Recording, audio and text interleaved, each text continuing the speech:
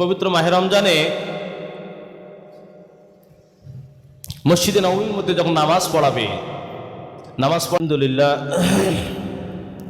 সকল প্রশংসা, সকল তারিফ, সকল গুণগান মহান আল্লাহ পাকের দরবারে, যে মহান আল্লাহ পাক রব্বুল আলামিন পবিত্র মাহে রমজানের আজকে দ্বিতীয় জুমা আমাদেরকে সুস্থ রেখেছে। এই জন্য আমরা প্রথমে একটা শুকরিয়া আদায় করি, বলি আলহামদুলিল্লাহ।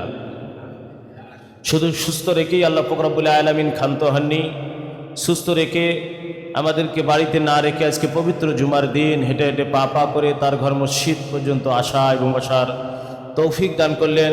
সেই মহান আল্লাহ পাকের দরবারে আমরা আরেকবার শুকরিয়া আদায় করে বলছি আলহামদুলিল্লাহ। অতঃপর দরুদ ও সালাম আকানন্দার মদিনা, তাজদার মদিনা, আহমদে মুস্তফা বিশ্বনবী জনাবে মোহাম্মদ রাসূলুল্লাহ, সকলে বলি সাল্লাল্লাহু আলাইহি ওয়াসাল্লাম। সবাই একটু দরুদ, নবীর প্রতি দরুদ পড়ি, আরেকবার বলি সাল্লাল্লাহু আলাইহি ওয়াসাল্লাম। পবিত্র মাহে রমজান মাস, এই সময় আমরা পাওয়ার পরেও, মানে এই সুযোগটা পাওয়ার পরেও যদি কোনো ব্যক্তি হাতে না লাগায় বা ইবাদতের মধ্যে সময় না কাটায়, তবে হচ্ছে তার মতো পোড়া কপাল আর কেউ নাই, তার মতো পোড়া কপাল আর কেউ নেই। এই পবিত্র মাহে রমজান মাস পাওয়ার জন্য নবী রাসূলেরা, সাহাবাগণেরা বেশি বেশি আল্লাহ পাক রব্বুল আলামিনের কাছে দোয়া করতেন যাওয়ার জন্য। আর তখনই তারা পাইতেন এই রমজান মাস, তারা রমজান মাসকে জড়িয়ে রেখে এত বেশি আল্লাহ তাআলার ইবাদত করতেন, এত বেশি আল্লাহ পাক রব্বুল আলামিনের ইবাদত করতেন যে তাদের জীবনের সমস্ত গুনাহ খাতায় পবিত্র মাহে রমজান মাস পাওয়ার পরে, রমজান মাসের তাদের জীবনের গুনাহগুলো আল্লাহর কাছে মাফ করে নিতেন। সুবহানাল্লাহ বলেন। এই জন্য আল্লাহ রসুল সাল্লাল্লাহু আলাইহি সাল্লাম হাদিস শরীফের মধ্যে বলছেন, হাদিস শরীফ খুঁজে পাওয়া যায় যে আল্লাহ রসুল সাল্লাল্লাহু আলাইহি সাল্লাম এই পবিত্র মাহে রমজানে মসজিদে নববীর মধ্যে যখন নামাজ পড়াবে, নামাজ পড়াইতে গিয়ে নববীর মধ্যে গিয়ে মেম্বারের মধ্যে উঠবে, মেম্বারে বসবে, মেম্বারে বসে যা আলোচনা করবে, মেম্বারে গিয়ে সে মেম্বারে ওঠার সময় আল্লাহ রসুল সাল্লাল্লাহু আলাইহি সাল্লাম প্রথম কদম যখন রাখলেন, প্রথম ধাপ যখন রাখলেন, বললেন আমিন। দ্বিতীয় কদম যখন রাখলেন, দ্বিতীয় ধাপ রাখলেন, আবার বললেন আমিন, এবং জোরে করে বললেন, সাহাবারা পিছনে শুনতেছে। তৃতীয় কদম রাখলে আবারও বলতেছে আমিন।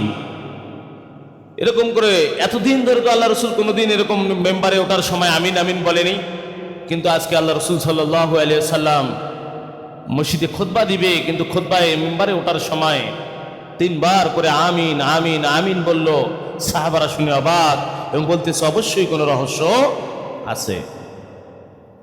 এরকম যখন শুনলেন, সাহাবারা পিছন থেকে কিছুক্ষণের মধ্যেই প্রশ্ন করলেন, আল্লাহ রসুল সাল্লাল্লাহু আলাইহি সাল্লামকে জিজ্ঞেস করলেন, ও আল্লাহর হাবিব, এতদিন আপনি মসজিদে নববীতে খুতবা দিতেছেন, কথা বলতেছেন, এই মেম্বারে ওঠার সময় তো আমরা কোনোদিন আপনাকে এভাবে করে আমিন আমিন বলা শুনি নাই, কিন্তু আজকে আপনি তিনটা ধাপ মাটি আগাইলেন, তিনটা ধাপ ফেলাইলেন, তিনটা কদম ফেলাইলেন, তিন কদমের সময় আপনি তিনবার আমিন আমিন আমিন বললেন। কি রহস্য এবং কি কারণ, কেন এভাবে করে আমিন কথা বললেন? আল্লাহ রসুল সাল্লাল্লাহু আলাইহি ওয়াসাল্লাম এবার মেম্বারে বসে সাহাবাদেরকে ডাক দিয়ে বলতেছেন, ও সাহাবারা শোনো, তাহলে আমি যে কথাটা বলি আসলে আমার পক্ষ থেকে আমি বলি না, আমার আল্লাহ পাক রব্বুল আলামিন আমাকে যা বলায় আমি তাই বলি। বলেন আল্লাহু আকবার। আল্লাহর তরফ থেকে যাহা আসে তাহাই শুধু আল্লাহ রসুল বলে, আল্লাহ রসুলের নিজের মুখের কোনো কথা তিনি বলেন না। তিনবার করে যে আমি তিন কদম মাটি, তিন ধাপ মাটি আগাইছি, তিনটা ধাপ ফেলানোর সময় আমি তিনবার আমিন বলেছি।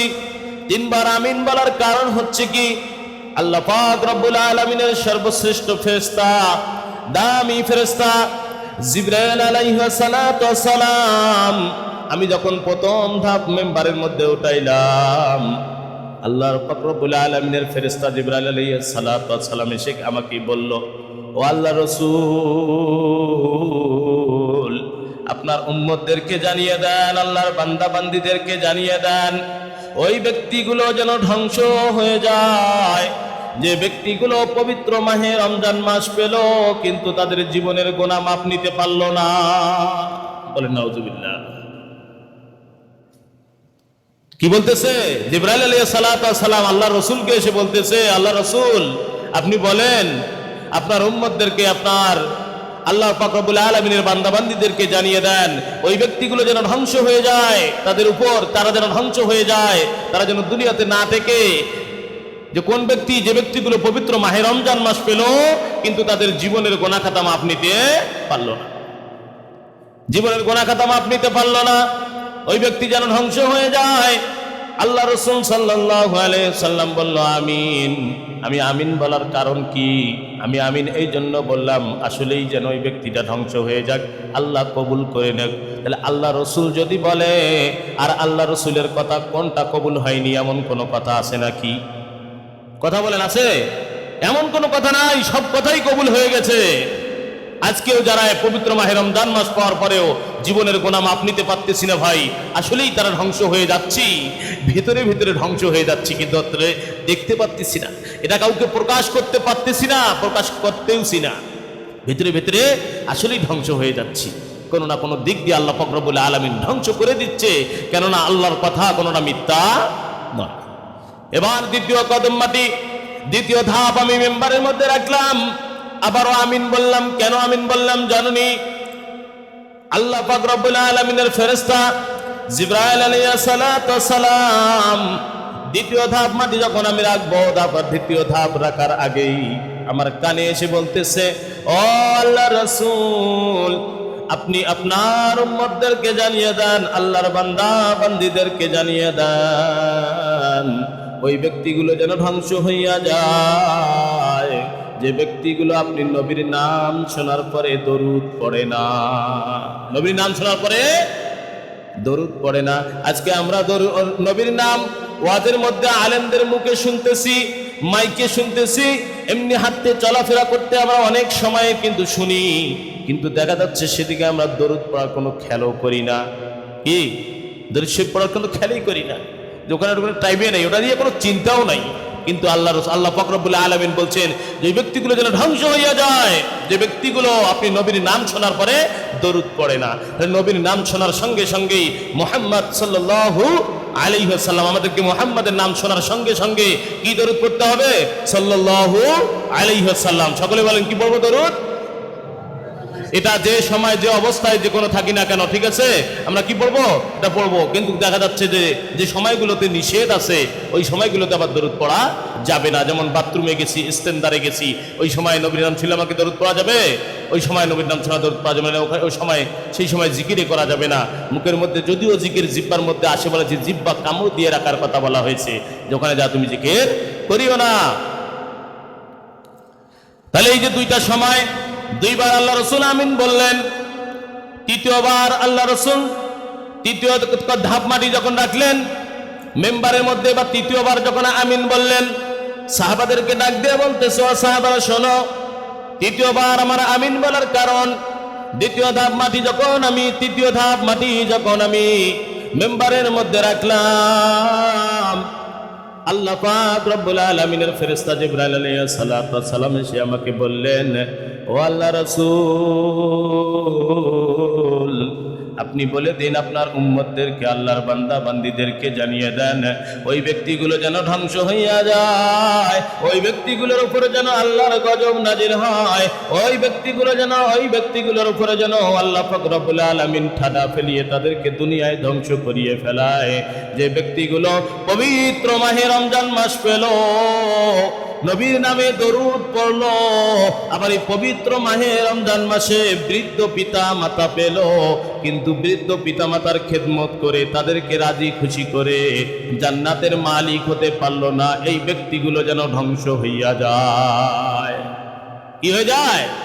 ধ্বংস হইয়া যায়। পবিত্র মাহে রমজান মাস আপনি পেয়েছেন, রমজান মাসের 30টা রোজা আপনি সুন্দর করে দিবেন, সিয়ারি খাবেন, ইফতারি করবেন, আপনি 30 দিন শুধু নয়, আপনি সারা দিন সারা রাত ধরে নফল ইবাদত করলেন, আমল করলেন, ভালো কিছু খাইলেন, কিন্তু ভাই আপনার বাড়িতে বৃদ্ধ পিতা মাতা আছে, আপনি মাছের মাথা দিয়ে খাইলেন, বড় মাছের চাকা দিয়ে ভাত খাইলেন, কিন্তু আপনার অনেকই বৃদ্ধ পিতা মাতা আছে, ভালো খানা বেগেরে রোজা দিতে পারতেছে না, ভালো খানা খাইতে পারতেছে না, ভালো খানা না খাওয়ার কারণে শরীরটা অসুস্থ হয়ে যাচ্ছে। ওই বৃদ্ধ পিতামাতার খেদমত করতে পারতেছো না, ওই বৃদ্ধ পিতামাতাকে ভালো খাওয়াইলে না, ওই বৃদ্ধ পিতামাতার তোমরা খবর নিলে না। ওই পিতামাতা যদি তোমার উপরে নারাজ হয়, আল্লাহ রসুল বলল ওই ব্যক্তি যেন ধ্বংস হইয়া যায়। আল্লাহ রসুল বলল আমিন। আল্লাহ রসুল কি বলল? আমিন। আল্লাহ তুমি কবুল করে নাও। ওই ব্যক্তিকে দুনিয়ায় রাখার চাইতে তার উপরে গজব নাজিল করে তাকে ধ্বংস করিয়া দাও। আজকে সেই পিতামাতা আমাদের আছে ভাই অনেকেরই। পবিত্র মাহে রমজান মাস পেয়েছি, এই রমজান মাসে বৃদ্ধ পিতামাতাও পেয়েছি, কিন্তু তাদের খেদমত করে আমরা তাদেরকে রাজি খুশি করতে পারতেছি না। তাদের খেদমত করে যদি আমরা যদি রাজি খুশি করতে না পারি, এই দুনিয়াতে যদি জান্নাতের মালিক হতে না পারি, আল্লাহ পাক রব্বুল আলামিন বলছে ওটা দুনিয়ায় টিকবে না, ওটা দুনিয়াতে আমি ধ্বংস করে দেব। তাদেরকে আমি দুনিয়ায় ধ্বংস করে দেব। আল্লাহ পাক রব্বুল আলামিন বলছেন তার জিবরাইল আলাইহিস সালাতু ওয়াস সালাম রাসূলকে বলছেন, রাসূল বলছেন আমিন, কবুল হয়ে যাক, কবুল হয়ে যাক, কবুল হয়ে যাক। 3 বার করে যদি এরকম বলে, তাহলে বলেন তো কবুল হবে কি হবে না? বৃদ্ধ পিতামাতা যাদের বাড়িতে আছে ভাই, বৃদ্ধ পিতামাতার খেদমত করতে হবে।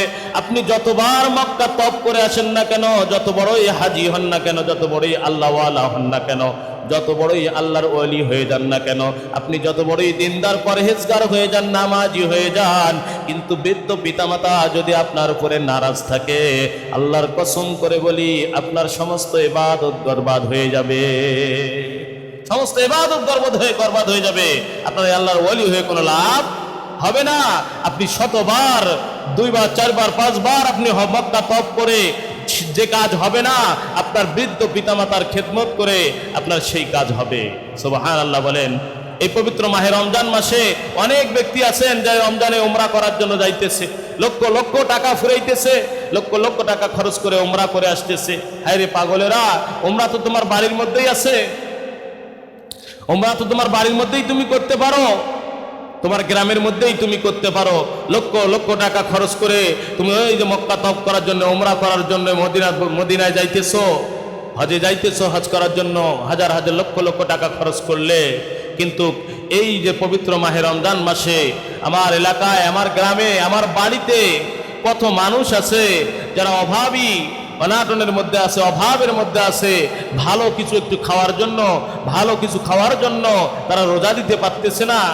ভালো কিছু একটু তাদের না থাকার কারণে আল্লাহর ইবাদত তারা সঠিকভাবে করতে পারতেছে না। পবিত্র মাহে রমজানে আল্লাহকে রাজি খুশি করতে পারতেছে না। তুমি তাদেরকে একটু সহযোগিতা করো, তাদের দিকে একটু হাত বাড়িয়ে দাও। বলা হয়েছে ওরকম হজের সব আল্লাহ পাক রব্বুল আলামিন তোমার আমলনামায় দিয়ে দিবে। বলেন সুবহানাল্লাহ।